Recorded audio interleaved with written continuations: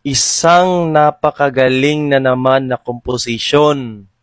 Bago natin panoorin guys, gusto ko munang bigyan ng grabe, napakaangas, napakatalino, napakahinyo ng nilalang na to. Tingnan nyo guys, updated na ang Philippine Geography. Panoorin natin lahat. Ang galing ni Kuya. Philippines has a great history. Updated na ang geography. Welcome lahat ng mga ICC. Ang Luzon becomes European country. Metro Manila, as you can see, they started eating bread and spaghetti. Southern European country be like in the morning bread with hot coffee. From the North Mediterranean Sea, eating balot in London, UK. Suman and Puto in Rome, Italy. Eiffel Tower in the cold Baguio City. Acropolis in Nueva Vizcaya. Renaissance Arts in Amsterdam, Pampanga. Barangay France, Greece, Germany, Netherlands, Austria, Belgium, Turkey.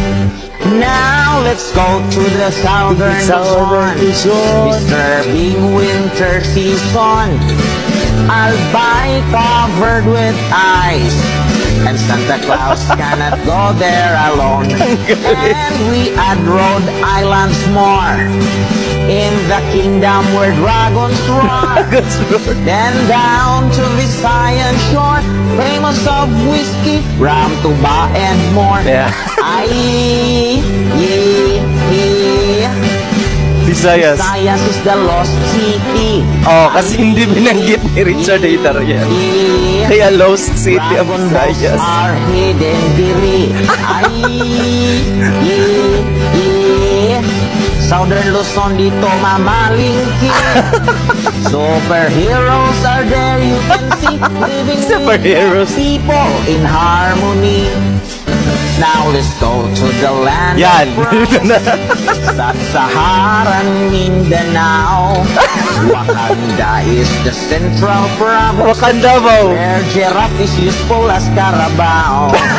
You hear them singing the Waka Waka. Waka Waka. Ignorance in southern Nigeria.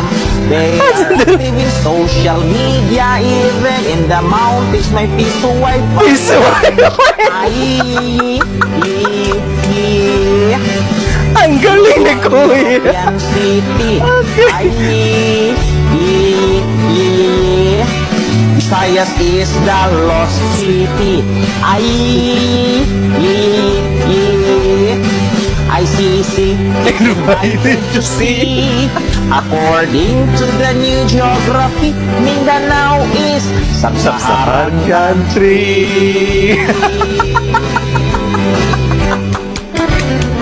Ang galing.